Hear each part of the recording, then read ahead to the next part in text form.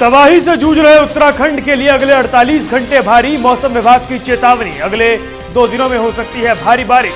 पिथौरागढ़ में बारिश के कारण राहत कार्यों में पड़ी बाधा। उत्तराखंड आपदा पीड़ितों के लिए आगे आया रेलवे। नॉर्दर्न रेलवे का अहम ऐलान। उत्तराखंड में किसी भी स्टेशन से मुफ्त सफर कर सकते हैं यात्री। राहत कार्यों की समीक्षा करने देहरादून पहुंचे सुशील कुमार शिंदे। कहा, आपदा में फंसे लोगों को निकालना पहली प्राथमिकता। तबाही को राष्ट्रीय आपदा घोषित करने से किया इनकार।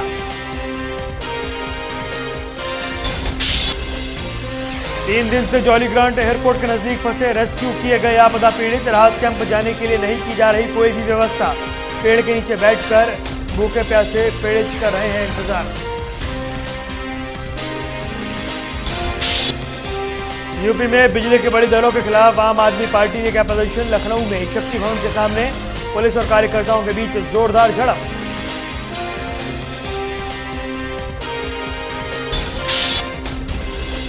बस्ती में नेशनल हाईवे 28 बना मौत का हाईवे। प्राइवेट बस और ट्रक की टक्कर में 13 लोगों की मौत, लगभग 2 दर्जन लोग घायल। डीएम ने किया मुआवजे का ऐलान।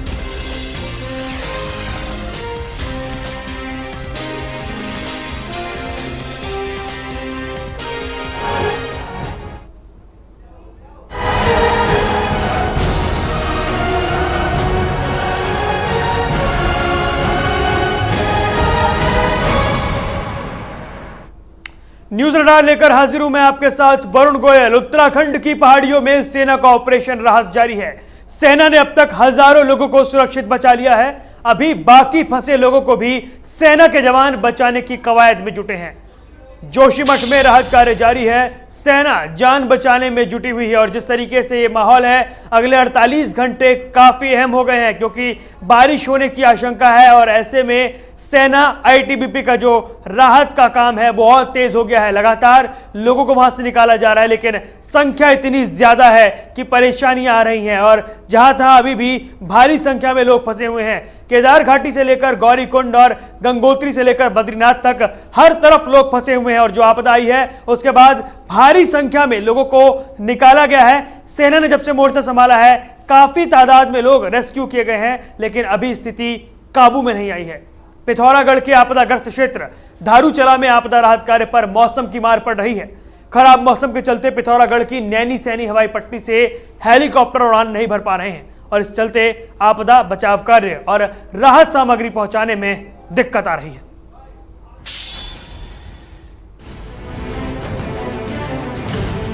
पिथौरागढ़ के आसमान पर धुंध छाई है।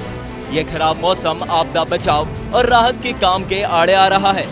पिथौरागढ़ की नैनी सैनी हवाई पट्टी पर खड़ा ये हेलीकॉप्टर खराब मौसम के चलते उड़ान नहीं भर पा रहा, जिसके चलते आपदा प्रभावित लोगों को राहत सामग्री भी नहीं पहुंचाई जा सकी है। फिलहाल प्रशासन मौसम के खुलने की उम्मीद में है। हमारे हेलीकॉप्टर खड़े हुए हैं परंतु आप देख रहे होंगे जैसा मौसम है पीछे, मौसम की वजह से कल भी हम कोई ऑपरेशन नहीं कर पाए। पूरे दिन में सिर्फ एक ऑपरेशन कर पाए थे जहाँ से सिर्फ 7 लोगों को निकाला जा सका। पूरे दिन हम इंतजार करते रहे मौसम साफ होने का। आज भी जैसा मौसम है सिर्फ इसी की वजह से बहुत ज्यादा समस्याएं बनी हुई है। जैसे ही मौसम क्लियर हो जाएगा रेस्क्यू ऑपरेशन तत्काल स्टार्ट हो जाएंगे। इस बीच 48 घंटों के भीतर उत्तराखंड का मौसम दोबारा खराब होने की आशंका है। इससे निपटने के लिए आर्मी ने कमांडर सेंट्रल कमांड प्लान बना लिया है। लखनऊ में आज आर्मी कमांडर ने जानकारी दी कि सेना के जवान लिंक रोड बनाकर खराब मौसम में भी बचाव कार्य जारी रखेंगे। सेना ने पहले चरण में ऑपरेशन गंगा प्रहार को पूरा किया और अब ऑपरेशन सूर्या होप के जरिए फंसे हुए लोगों को सुरक्षित स्थान पर लाया जा रहा है। अभी तक हरसिल में 1500, केदारनाथ में 5000, यमुनोत्री में 700, बद्रीनाथ के पास सुबाना में 1000 लोगों के अभी तक फंसे होने की खबर है। पिथौरागढ़ से यशवंत महर और लखनऊ से अभिषेक पांडे की रिपोर्ट। उत्तराखंड की पहाड़ियों में सेना का ऑपरेशन राहत जारी है। सेना ने अब तक हजारों लोगों को सुरक्षित बचा लिया है। अभी बाकी फंसे लोगों को भी सेना के जवान बचाने की कवायद में जुटे हैं। जोशीमठ में राहत कार्य जारी है और सेना लोगों की जान बचाने में जुटी हुई है।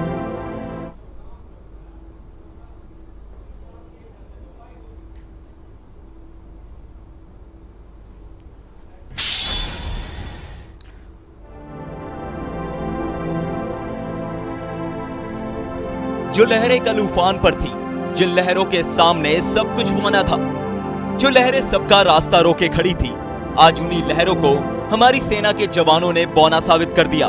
ये तस्वीरें जोशीमठ में चल रहे सेना के ऑपरेशन राहत की हैं। लहरों के ऊपर से रस्सी के सहारे नदी पार करते इन लोगों को देखिए। सेना ने जब मदद का हाथ बढ़ाया तो ये लोग मौत को मात देकर लौट आए। गवर्नमेंट एज एडमिनिस्ट्रेशन लोकल यहाँ पर किसी तरह की कोई सपोर्ट नहीं है। Army must have, army hats off to the army guys, because जितनी सपोर्ट उन्होंने आज की है, जितने हम लोग अगर आज सर्वाइव किए हैं जस्ट बिकॉज ऑफ आर्मी। अगर आर्मी नहीं होती तो आई एम श्योर कि हमें कुछ नहीं मिलना था, हम शायद भूखे प्यासे में ही पड़े रहते। सरकार के कान आज इनकी आवाज से दूर हैं। इन्हें जिंदगी अपने बूते पर जीनी है तो सड़क पर ही चूल्हा लगा लिया ताकि कई दिनों बाद रोटी नसीब हो सके। चूल्हे में सुलगती आग ने पेट की आग बुझाने का तो इंतजाम कर दिया, लेकिन अभी भी दुश्वारियां कम नहीं हैं। लोग अपने घर पहुंचना चाहते हैं ताकि अपनों से मिल सके, लेकिन सरकार तक आवाज नहीं पहुंच रही। मेरे को मेरे घर पहुंचा दो, मुझे और कुछ नहीं चाहिए सरकार से। सेना की मदद से लोगों की जान तो बचाई जा रही है। सेना अपने मोर्चे पर मुस्तैदी से डटी है, लेकिन सवाल है कि सरकार अपने मोर्चे पर मुस्तैदी से कब डटेगी। इंडिया न्यूज के लिए जोशीमठ से पूरन की रिपोर्ट। उत्तराखंड में सेना और आईटीबीपी के लिए अगले 48 घंटे काफी अहम माने जा रहे हैं। दरअसल उत्तराखंड में अभी भी 50,000 लोग रास्तों में फंसे हैं। इस बीच मौसम खराब होने से राहत दलों की दिक्कतें बढ़ गई हैं। मौसम विभाग ने अगले 2 दिनों में पहाड़ों पर एक बार फिर जोरदार बारिश होने की आशंका जताई है। अगर बारिश होती है तो राहत कार्यों में सेना और आईटीबीपी को भारी दिक्कतों का सामना करना पड़ सकता है। इस बीच सेना ने रामबाड़ा में आपदा में फंसे 1000 लोगों को खोज निकाला है। फिलहाल सेना रामबाड़ा में फंसे लोगों को निकालने में जुट गई है।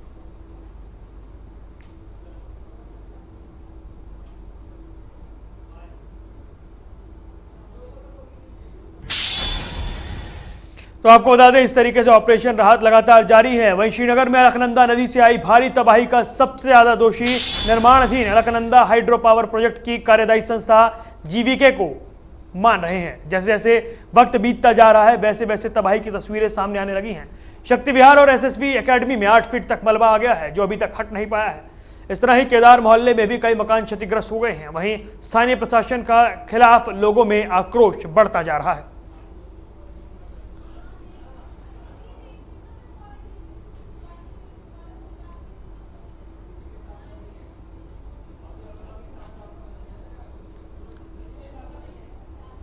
लेकर के और सावधान।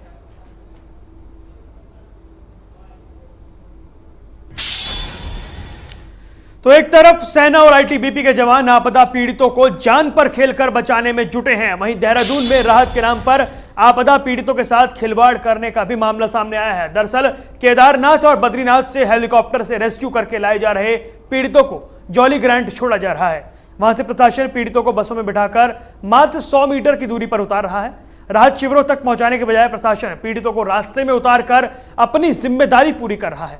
हालात ये हैं कि आपदा में अपना सब कुछ गवा बैठे लोग पेड़ों के नीचे बैठकर राहत शिविरों में पहुंचने का इंतजार कर रहे हैं।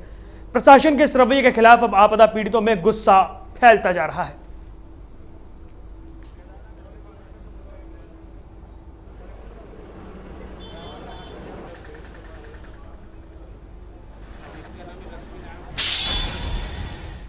और तबाही के बाद इंडिया न्यूज की टीम पहुंची केदारनाथ धाम। इंडिया न्यूज की रिपोर्टर शीतल राजपूत ने वहां से जो तस्वीरें भेजी हैं वो किसी के भी रोंगटे खड़े कर सकती हैं। जिस पवित्र धाम पर कुछ पहले तक सिर्फ घंटे और घड़ियाल सुनाई देते थे, आज वो पूरी तरह खंडहर में तब्दील हो गया है।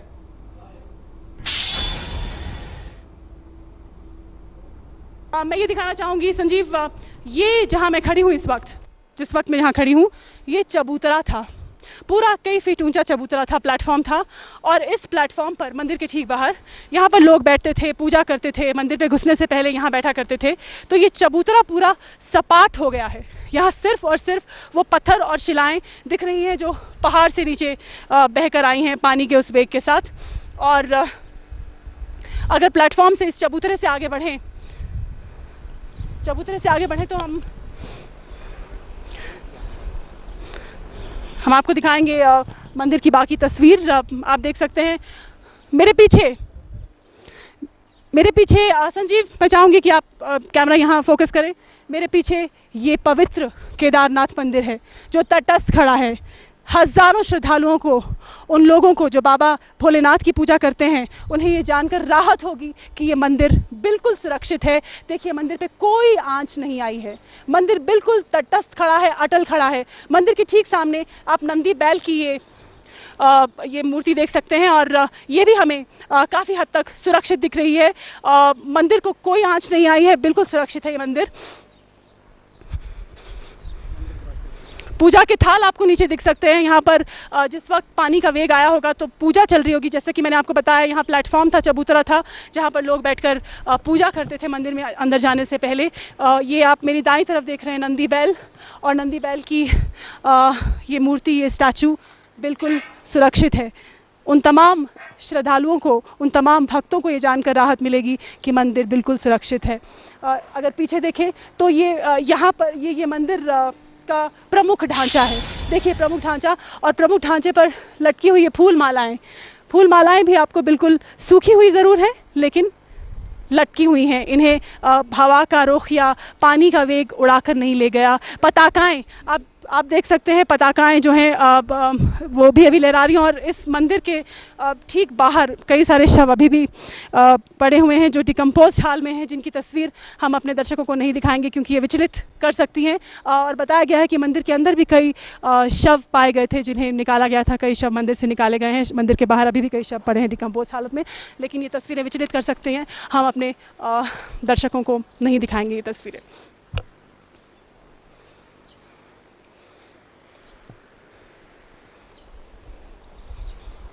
मंदिर के अंदर भगवान का जहाँ वास है वो जगह बिल्कुल सुरक्षित है। और अगर आपको ये बताएं कि मंदिर आखिर कैसे सुरक्षित रह गया, इसकी भी पूरी कहानी जो है, इसके पीछे का जो फैक्ट है वो हम आपको दिखाते हैं। जैसा कि हमें पता चला, हमें सुनने में आया, हाँ, मंदिर के बाहर के पीछे से अगर हम किनारे से अगर हम पीछे की तरफ जाएं तो हम आपको दिखाएंगे कि आखिर यहाँ से आप ये मंदिर का आउट गेट है। यहाँ से मंदिर में पूजा करके लोग जो है वो बाहर आया करते थे। नंदी बैल वहाँ पर भी विराजमान है। और संजीव आपको अंदर की तस्वीर और दिखाएंगे। हालांकि ये यहाँ भी कई शव काफ़ी समय तक पड़े रहे जिन्हें बाहर ले जाया गया सुरक्षित।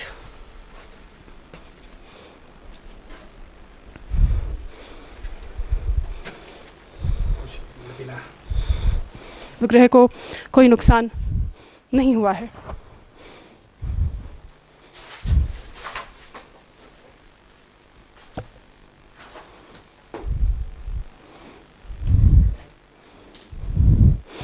नंदी बैल पर ये वस्त्र चढ़ाए गए, ये साड़ी आप देख सकते हैं, ये बिल्कुल वैसी की वैसी जस की तस रखी हुई है, बिल्कुल सुरक्षित है। कोई आंच नहीं आई इस बैल को। और यहाँ मौजूद जितने भी ढांचे हैं, त्रिशूल आप देख सकते हैं बाबा भोलेनाथ के, अंदर वो छत्र आप देख सकते हैं, बिल्कुल सुरक्षित है। थोड़ा टेढ़ा जरूर होगा। संजीव, मैं चाहूंगी कि आप अंदर वो छत्र दिखाएं। इतना आपको जरूर बता दें कि मंदिर का प्रमुख ढांचा, गर्भगृह और ये तमाम ढांचे जो हैं ये बिल्कुल सुरक्षित है।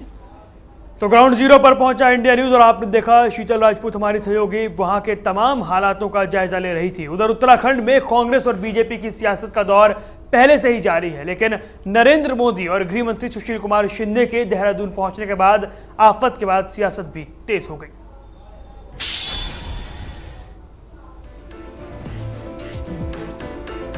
शुक्रवार को गुजरात के मुख्यमंत्री नरेंद्र मोदी देहरादून पहुंचे।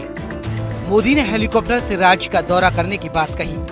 मोदी का इरादा कई जगहों का जमीनी दौरा करने का भी था। मोदी केदारनाथ, गुप्तकाशी और धारचूला का जमीनी दौरा करने का मन बनाकर देहरादून पहुंचे, लेकिन शनिवार को मौसम बिगड़ गया। मोदी ने देर से ही सही जमीनी नहीं आसमानी दौरा ही किया। शनिवार को ही जब देश के गृह मंत्री सुशील कुमार शिंदे देहरादून पहुंचे तो मोदी के जमीनी दौरे पर ये कहा, अरे भाई, किसको भी मैं बोला, देश का जब होम मिनिस्टर वहां जाने के लिए मैंने मना हो गया है तो बाकी की बात छोड़ दीजिए। शिंदे साहब राजनीतिक लिहाज से सही है, हिंदुस्तान में हवाई दौरों का रिवाज है, यूं भी जमीनी दौरों से आपदाग्रस्त जमीन की डरावनी हकीकत नजरों से टकराएगी। हालांकि खुद शिंदे ने भी ये कहा कि इस मामले पर सियासत नहीं की जानी चाहिए। राष्ट्रीय आपदा घोषित करने से क्या मिलेगा, मुझे जरा बताइए, क्योंकि इस इश्यू को पॉलिटिकल आप मत करिए। गृह मंत्री की बात जायज है, ऐसे हालात में सियासत नहीं, मदद की जानी चाहिए, लेकिन जमीनी हकीकत यही है कि सियासत के अलावा सियासतदान कुछ नहीं कर रहे, वरना रोते बिलखते लोग सरकार को नहीं कोस रहे होते। Meera Rawat, India news, Dehradun. वक्त हुआ एक ब्रेक का। ब्रेक के बाद आपको दिखाएंगे दहशत की कहानी चश्मदीदों की जुबानी।